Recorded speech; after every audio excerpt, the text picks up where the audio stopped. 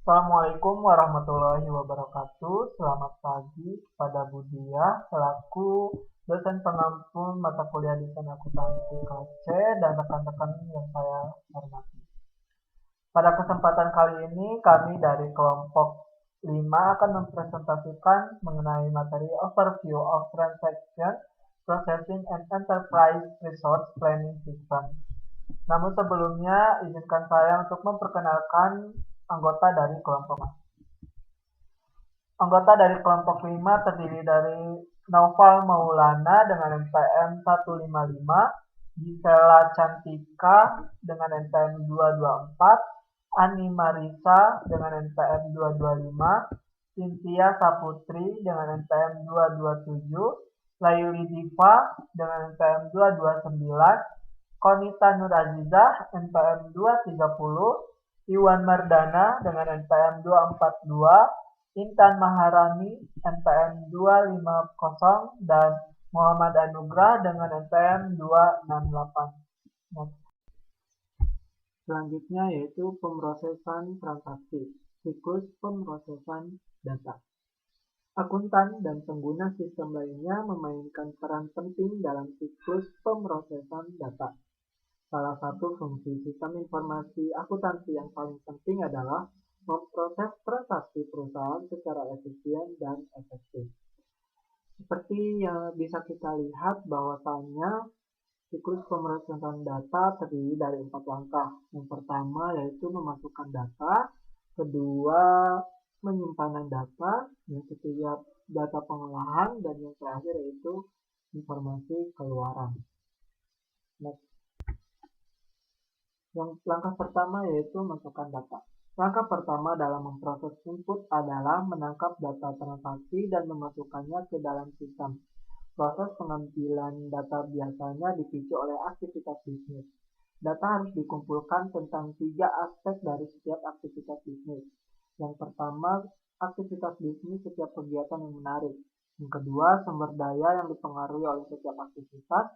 Dan yang ketiga yaitu orang-orang yang berpartisipasi dalam setiap kegiatan.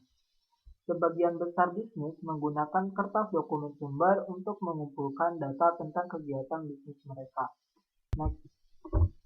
Bisa kita lihat bahwasannya di sini ada aktivitas bisnis dan dokumen sumbernya. Seperti pada siklus pendapatan, ada ambil pesanan pelanggan, yang artinya dokumen sumbernya dapat berupa order penjualan. Selanjutnya yaitu kirim atau kirim pesanan dengan dokumen sumber berupa tiket pengiriman atau bill of lading. Selanjutnya aktivitas terima uang tunai, dokumen sumbernya dapat berupa saran pengiriman uang atau daftar pengiriman uang. Untuk setor penerimaan kas, dokumen sumbernya dapat berupa slip penyetoran, dan aktivitas berupa sesuaikan akun pelanggan, dokumen sumbernya berupa memo kredit, dan aktivitas lainnya seperti yang tampak pada gambar tersebut. Next. Terus selanjutnya ada perputaran dokumen. Dokumen perputaran adalah output perusahaan yang dikirim ke pihak eksternal yang sering menambahkan data ke dokumen dan kemudian dikembalikan ke perusahaan sebagai dokumen input. Mereka berada dalam bentuk yang dapat dibaca mesin untuk memfasilitasi pemrosesan selanjutnya sebagai catatan input. Contohnya adalah tagihan utilitas yang dikirim ke pelanggan, dikembalikan dengan pembayaran pelanggan dan dibaca oleh perangkat pemindai khusus saat dikembalikan.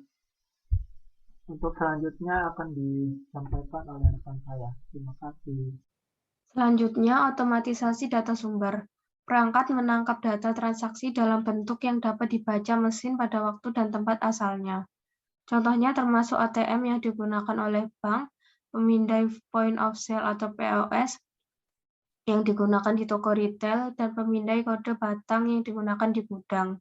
Contoh lainnya dari otomatisasi data sumber adalah penggunaan XBRL.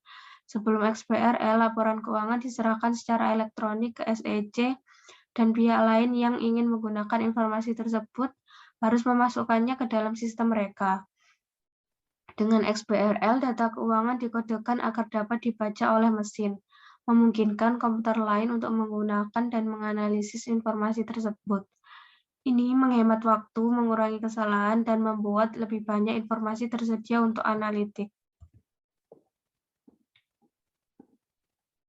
Langkah kedua dalam memproses input adalah memastikan data yang diambil akurat dan lengkap. Salah satu cara untuk melakukannya adalah dengan menggunakan otomatisasi data sumber atau dokumen turnaround yang dirancang dengan baik dan layar entry data. Dokumen dan layar yang dirancang dengan baik meningkatkan akurasi dan kelengkapan dengan memberikan instruksi atau petunjuk tentang data apa yang harus dikumpulkan.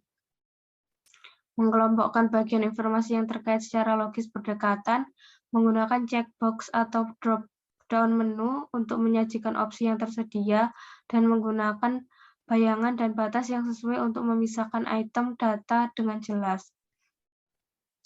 Layar input data biasanya mencantumkan sumber data yang harus dimasukkan pengguna. Terkadang layar ini menyerupai dokumen sumber, dan pengguna mengisi layar dengan cara yang sama seperti dokumen sumber kertas. Langkah ketiga dalam memproses input adalah memastikan kebijakan perusahaan dipatuhi, seperti menyetujui atau memverifikasi transaksi. Penyimpanan data. Data perusahaan adalah salah satu sumber daya terpentingnya. Namun, keberadaan data yang relevan saja tidak menjamin bahwa data tersebut berguna. Agar berfungsi dengan baik, organisasi memiliki akses yang siap dan mudah ke datanya. Oleh karena itu, akuntan perlu memahami bagaimana data diatur dan disimpan dalam SIA dan bagaimana data tersebut dapat diakses. Buku besar. Informasi akuntansi kumulatif disimpan dalam buku besar umum dan buku pembantu. Sebuah jurnal umum berisi data tingkat ringkasan untuk setiap akun aset, kewajiban, ekuitas, pendapatan, dan beban. Sebuah buku besar pembantu berisi data terperinci untuk akun buku besar apapun dengan banyak sub-akun individual. Akun buku besar yang sesuai dengan buku besar pembantu disebut akun kontrol. Hubungan antara akun kontrol buku besar umum dan total saldo akun buku besar pembantu individu membantu menjaga keakuratan data AIS. Secara khusus, jumlah semua saldo akun buku besar pembantu harus sama dengan jumlah dalam akun kontrol buku besar yang sesuai. Setiap perbedaan di antara mereka menunjukkan bahwa telah terjadi kesalahan perekaman. Teknik kode. Teknik kode data dalam buku besar disusun secara logis menggunakan teknik pengkodean. Pengkodean adalah penetapan sistematis angka atau huruf untuk item, mengklasifikasikan, dan mengaturnya. Macam-macam kode. Kode numerial. Item diberi nomor secara berurutan untuk memperhitungkan semua item. Yang kedua, kode kelompok. Pemberian kode akun dilakukan dengan cara dikelompokkan masing-masing akun. Yang ketiga, kode angka blok. Pemberian kode akun dilakukan dengan cara mengelompokkan menjadi beberapa golongan akun. Yang keempat, kode mnemonik. Salah satu kode akun di mana berkaitan dengan pengguna kelompok, golongan, dan jenis akun. Adalah contoh teknik kode numerial, dan kode kelompok.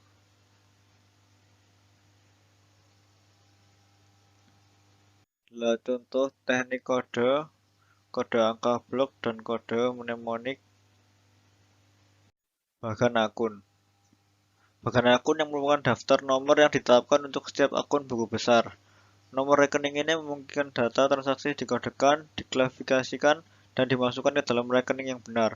Mereka juga memfasilitasi penyusunan laporan keuangan dan laporan karena data yang disimpan dalam akun individu dapat dengan mudah dijumlahkan untuk presentasi. Ini adalah contoh bagan akun. Selanjutnya akan dilanjutkan dengan teman saya. Selanjutnya, saya akan menjelaskan tentang jurnal.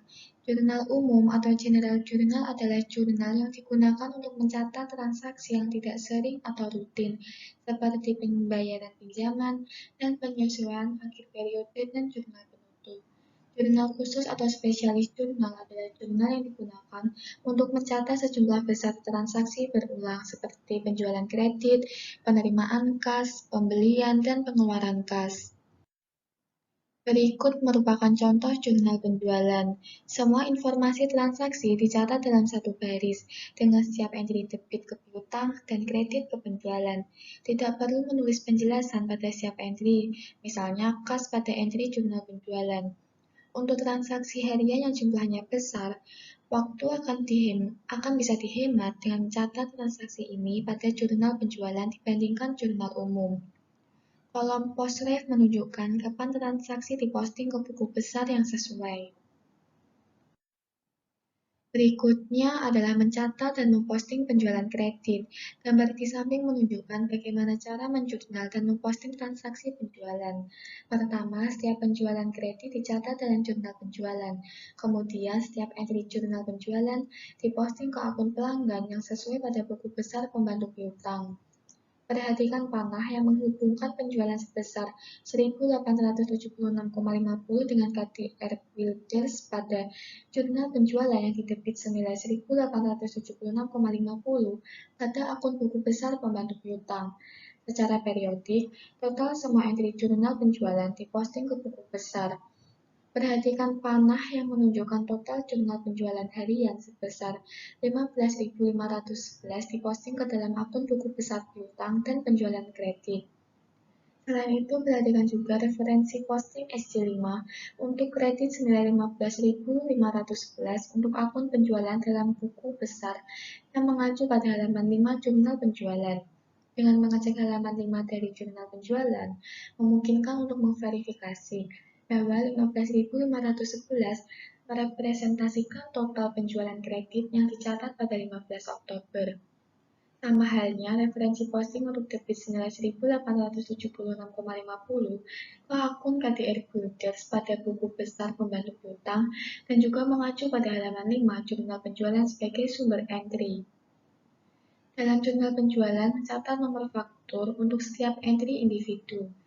Ini memberikan penjelasan untuk menempatkan dan menguji dokumen sumber yang sesuai untuk memverifikasi transaksi yang terjadi dan dicatat secara akurat. Berikutnya adalah jejak audit. Jejak audit adalah jalur yang memungkinkan suatu transaksi ditelusuri melalui sistem pemrosesan data dari titik asal ke output atau mundur dari output ke titik asal.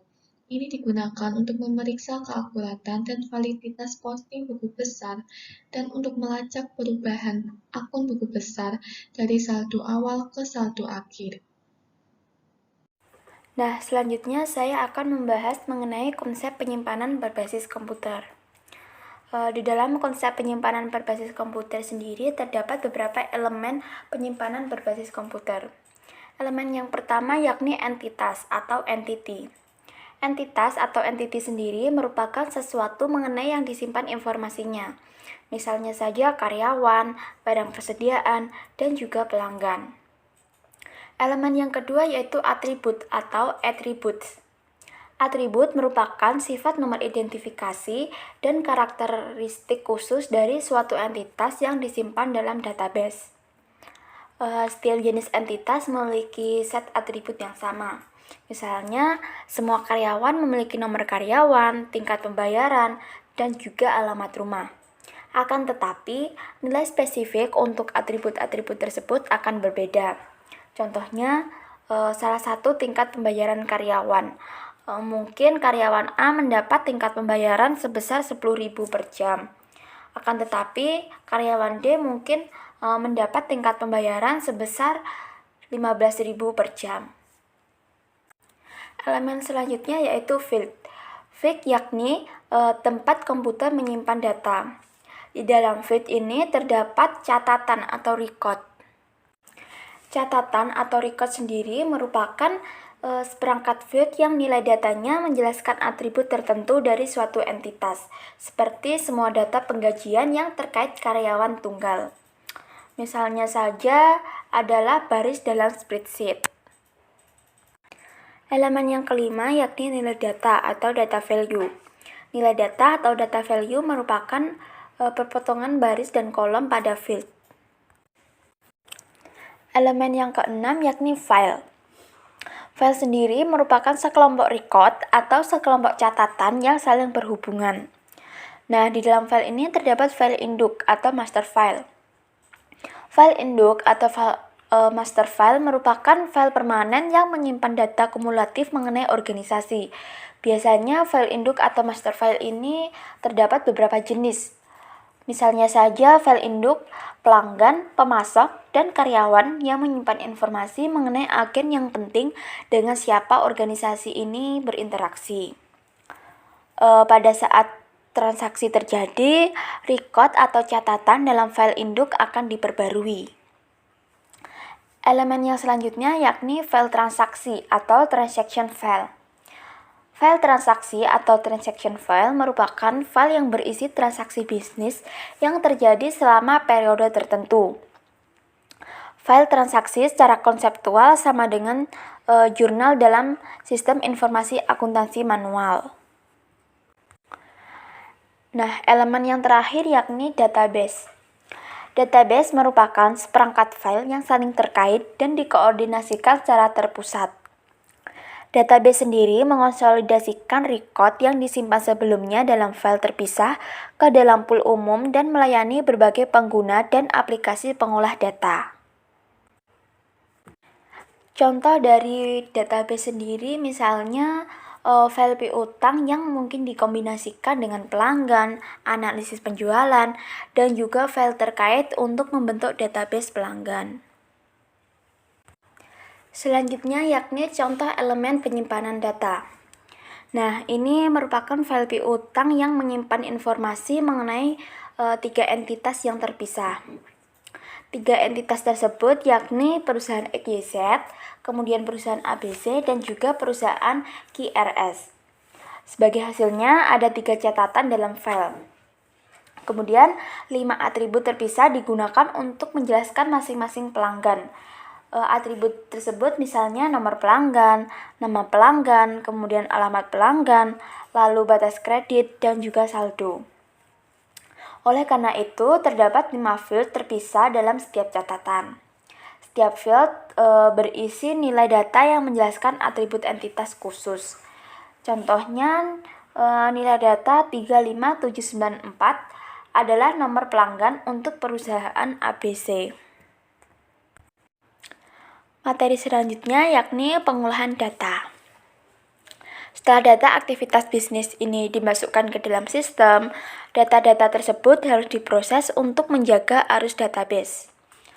Terdapat beberapa aktivitas pengolahan data yang berbeda. Aktivitas pengolahan data ini sering disebut sebagai CRUD, yakni creating, reading, updating, dan juga deleting. Yang pertama adalah creating atau membuat record data baru. Misalnya, menambahkan data karyawan yang baru dipekerjakan ke dalam database penggajian. Lalu yang kedua adalah reading atau membaca, mengambil atau melihat data yang sudah ada. Kemudian yang ketiga adalah updating atau memperbarui data yang sudah ada sebelumnya. Lalu yang keempat adalah deleting atau menghapus data. Seperti membersihkan data yang sudah tidak terpakai lagi.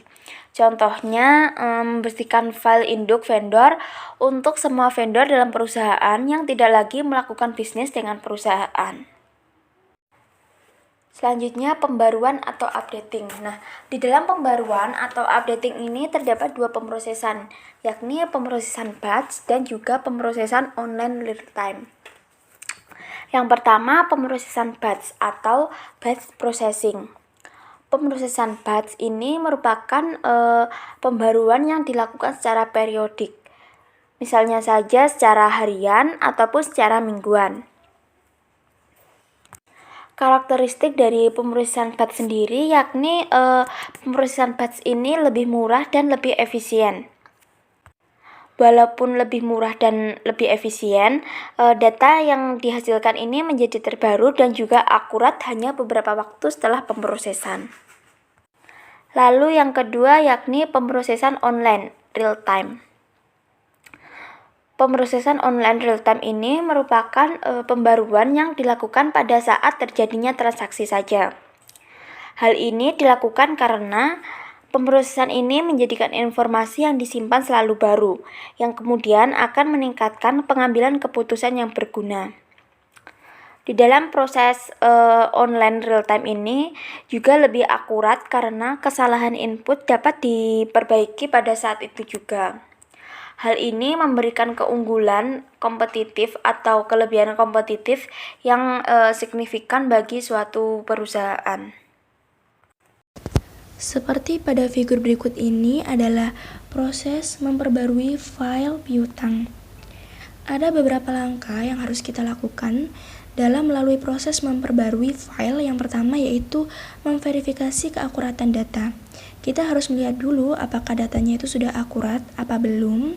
Selanjutnya, mencocokkan kunci utama atau nomor akun. Apakah catatan yang ada di file induk itu nomor akunnya sudah sama dengan yang ada di data transaksi. Seperti halnya yang ada di figur ini, bahwa nomor akun 0123 yang ada di data transaksi itu sama dengan nomor akun yang ada di catatan file induk. Setelah itu, menambah jumlah transaksi ke saldo saat ini. Bahwa jumlah transaksi yang ada di catatan file induk saldo saat ini adalah 1.500.000 dan jumlah transaksi yang ada di data transaksi adalah 360. Ketika mereka ditambahkan, hasilnya di saldo saat ini dalam memperbarui catatan file induk adalah 1.860.000. Langkah selanjutnya yaitu membandingkan saldo saat ini dengan batas kredit, di mana saldo saat ini adalah 1.860.000 dan batas kredit atau limit kreditnya adalah 2 juta. Selanjutnya yaitu mengulangi untuk semua transaksi. Dan yang terakhir mencetak ikhtisar atau laporan.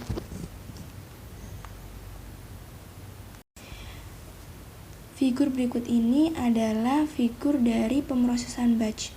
Yang pertama yaitu mengelompokkan dokumen-dokumen sumber ke dalam batch, lalu dibuat total pengendaliannya. Setelah itu, memasukkan batch pada waktu yang ditentukan sebelumnya atau ukuran batch-nya, dan diurutkan file dan diedit data yang sesuai, lalu disimpan data dalam file sementara.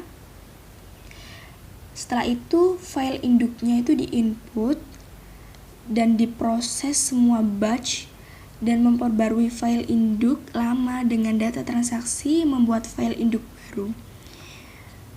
Setelah itu dicetak atau tampilkan output yang diinginkan secara elektronik, cetak atau tampilkan kesalahan laporan, laporan transaksi, laporan total pengendalian. Untuk yang selanjutnya adalah pemrosesan batch online. Jadi untuk pemrosesan batch online ini, pertama kita masukkan semua transaksi ke dalam sistem saat terjadi. Simpan data dalam file sementara, lalu setelah itu proses file sementara tersebut pada waktu yang telah ditentukan dan perbarui file induk yang lama dengan data transaksi yang sudah ada dan membuat file induk baru. Dan setelah semua diolah, cetak atau tampilkan output tersebut secara elektronik. Dan untuk figur berikut ini adalah figur dari pemrosesan real time online, di mana pertama yaitu memasukkan transaksi ke dalam sistem saat terjadi transaksi, seperti contohnya komputer yang ada pada gambar berikut ini. Setelah itu kita proses pada saat terjadi transaksi dan memperbarui file induk dengan data transaksi. Jika sudah, cetak atau tampilkan output yang diinginkan secara elektronik. Output informasi. Dalam siklus pengolahan data, output informasi adalah langkah yang terakhir. Ketika ditampilkan pada monitor, output mengacu pada soft copy.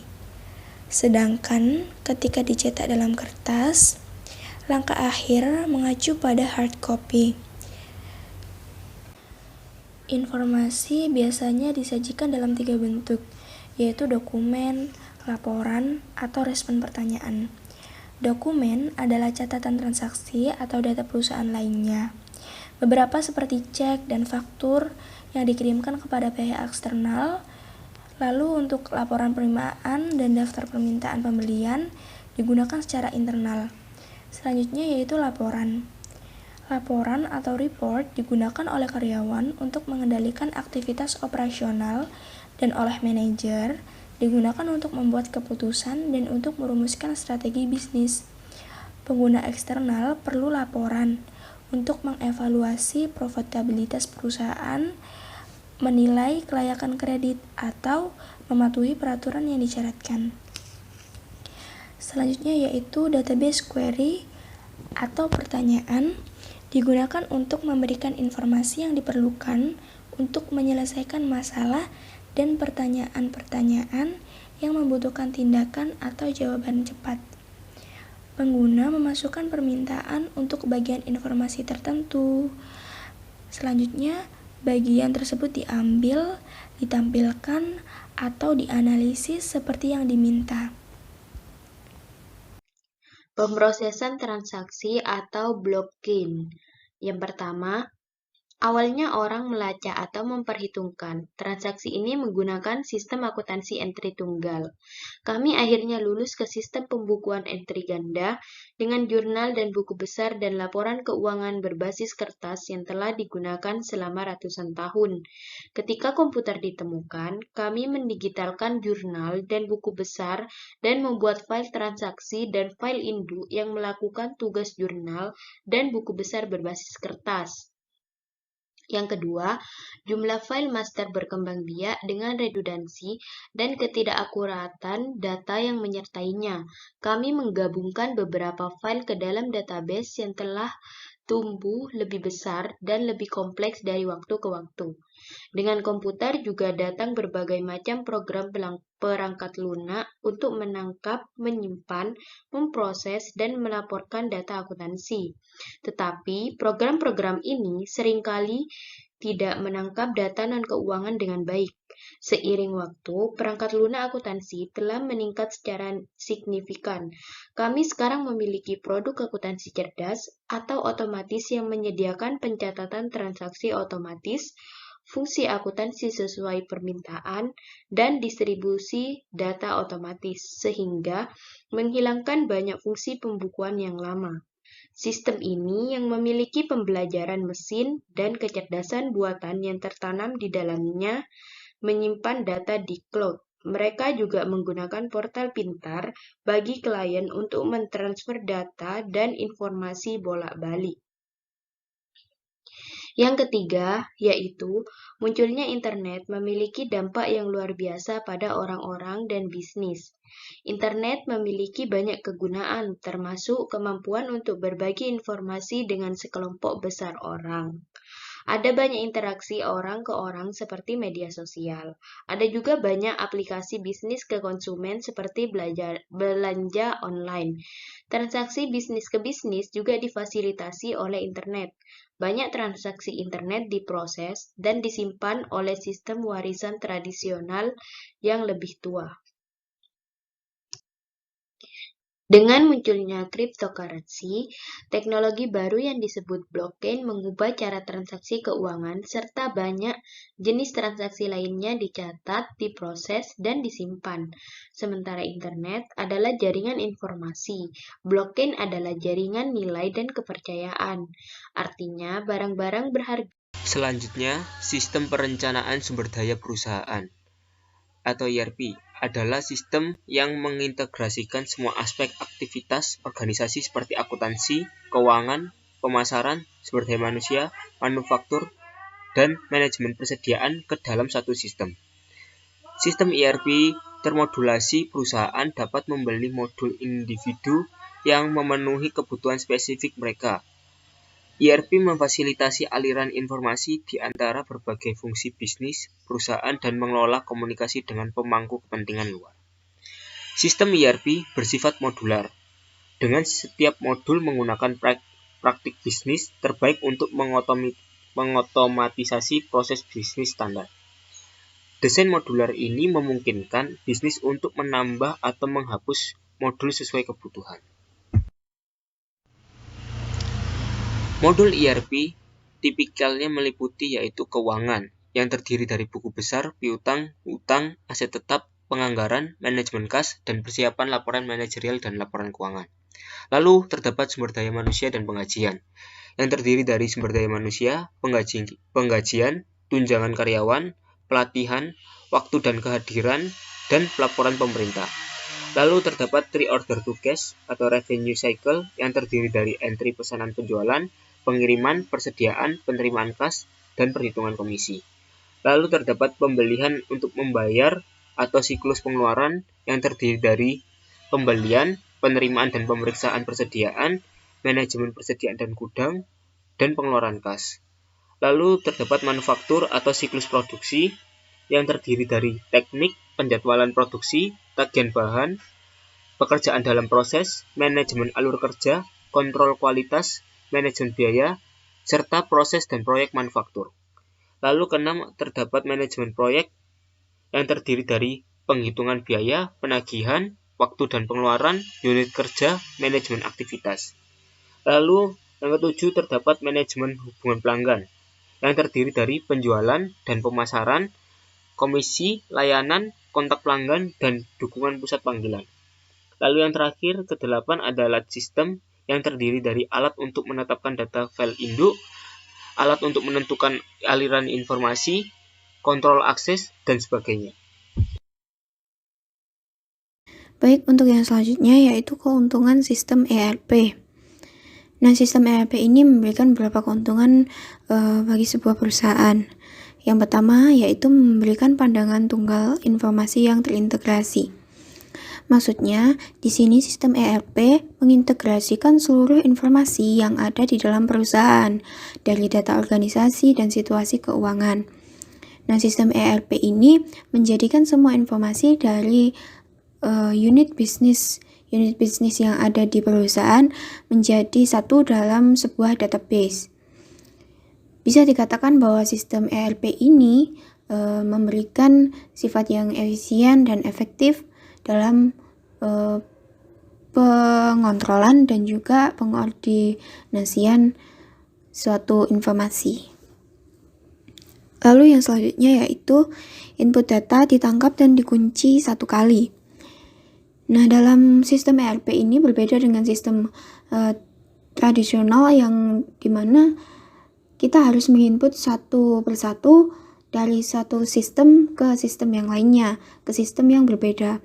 Tapi di sistem ERP ini, kita hanya memasukkan atau menginput satu kali data dan menguncinya juga satu kali, karena nantinya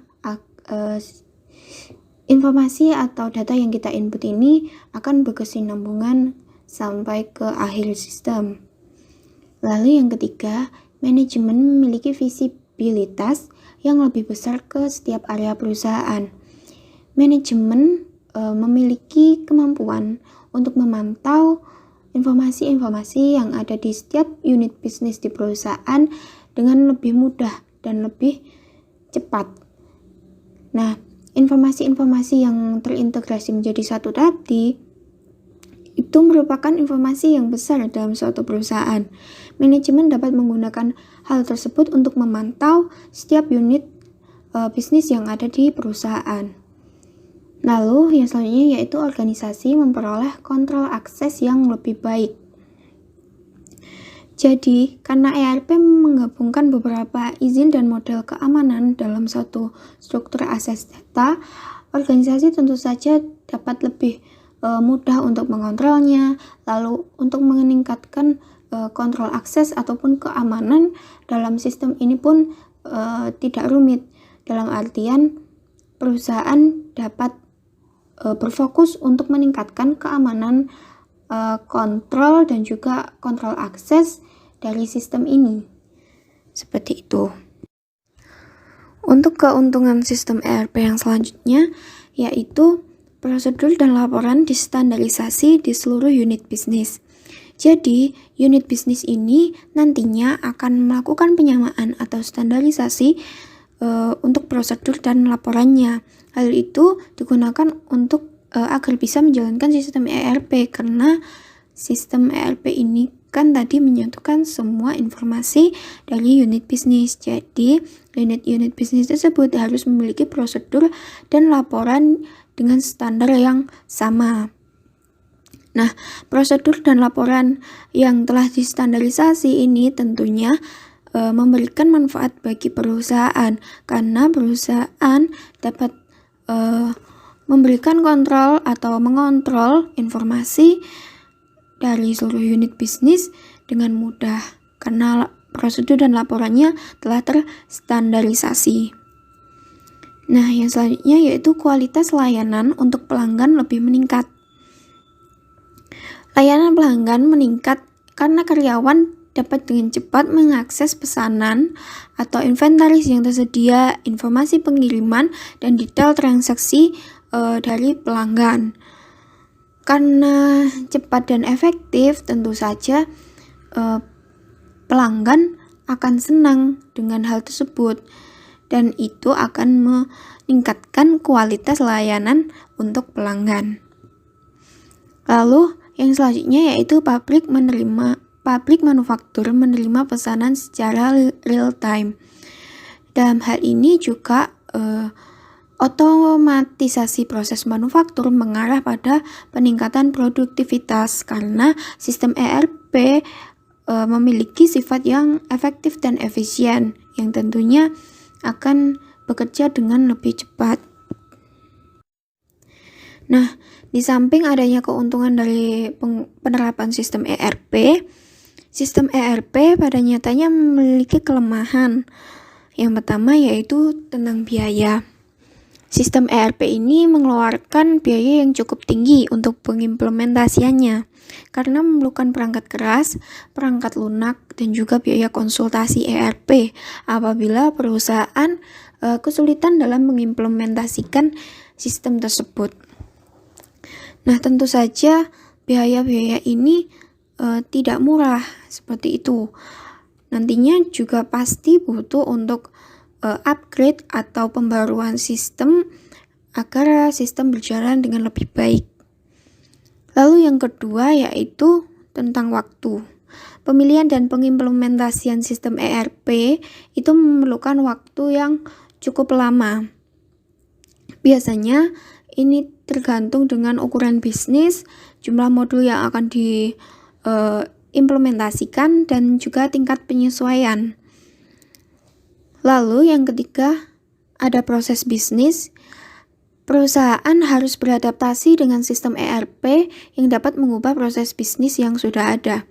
Sebenarnya, sistem ERP sendiri itu dapat diadaptasikan dengan proses bisnis yang sudah diterapkan oleh perusahaan sebelumnya. Namun, apabila perusahaan menginginkan suatu proses bisnis yang baru dengan sistem ERP atau sistem baru, ini tentunya akan memakan waktu yang cukup lama dan juga biaya yang cukup tinggi pula. Nah, biasanya apabila suatu perusahaan itu gagal dalam memetakan proses bisnis yang telah ada atau telah mereka lakukan ke dalam sistem ERP, itu juga akan menyebabkan kegagalan dalam proyek pengimplementasian sistem ERP. Jadi ini akan berdampak pada perusahaan tersebut. Kelemahan sistem ERP yang selanjutnya yaitu kompleksitas. Sistem ERP ini mengintegrasikan banyak sistem bisnis di perusahaan, di mana masing-masing memiliki sistem yang berbeda-beda. Karena tadi kan sistem ERP menyatukan dari banyak aktivitas dan juga sistem bisnis yang berbeda, di mana semuanya memiliki proses, aturan bisnis, semantik data, hierarki otorisasi, dan pusat keputusan yang berbeda pula. Dalam mengintegrasikannya, perusahaan akan mengalami kesulitan karena terlalu banyaknya komponen-komponen atau prosedur yang berbeda, proses yang berbeda dalam unit bisnis atau sistem-sistem yang ada di perusahaan yang akan diintegrasikan. Lalu yang selanjutnya yaitu adanya perlawanan. Beradaptasi dengan sistem baru yang kompleks banyak memunculkan perlawanan dari karyawan. Nah, biasanya ini dalam meyakinkan karyawan itu tidak mudah apalagi untuk mengubah cara mereka dari sistem yang sudah mereka lakukan secara bertahun-tahun, secara lama, lalu diputuskan untuk membuat atau beradaptasi dengan sistem baru yang kompleks yang mereka belum mengerti bagaimana sistem itu berjalan. Pastinya banyak perlawanan, banyak penolakan dari para karyawan tersebut. Nah, apabila ini tidak terselesaikan dengan baik, maka akan berdampak pada moral karyawan, akuntabilitas, dan garis tanggung jawab. Ketika perusahaan memilih menggunakan sistem ERP, perusahaan harus berhati-hati dan memperhitungkannya dengan baik. Apakah ERP ini dapat terimplementasi dengan baik di perusahaannya? Apakah ERP ini akan membutuhkan biaya yang banyak yang dapat merugikan perusahaannya, atau perusahaannya dapat menalangi dana tersebut? Semua harus diperhitungkan dengan baik. Sistem ERP yang kompleks dan cukup sulit bagi perusahaan membuat mereka biasanya menyewa perusahaan konsultasi yang menyediakan layanan konsultasi, kustomisasi, dan dukungan untuk implementasi sistem ERP di perusahaan mereka. Nah, dalam pengimplementasian sistem ERP sendiri, pengendalian internal harus terlaksana dengan baik, terutama dalam kontrol entry dan kontrol akses data. Pengendalian internal ini harus didukung baik dari segi SDM maupun sumber daya lainnya yang ada di perusahaan. Nah, untuk kontrol entry dan kontrol akses data ini harus benar-benar diperhatikan oleh perusahaan, karena telah disebutkan tadi bahwa sistem ERP ini mengintegrasikan seluruh sistem yang ada di perusahaan. Jadi, apabila terdapat salah entry dalam data, maka dampaknya akan berkesinambungan sampai sistem proses akhir dari sistem tersebut. Jadi hal ini harus benar-benar diperhatikan oleh perusahaan. Baik, sekian presentasi dan pemaparan dari kelompok kami, kelompok 5, tentang gambaran umum pemrosesan transaksi dan sistem perencanaan sumber daya perusahaan. Terima kasih atas perhatiannya. Apabila ada kurang dan lebihnya, kami mohon maaf. Wassalamualaikum warahmatullahi wabarakatuh.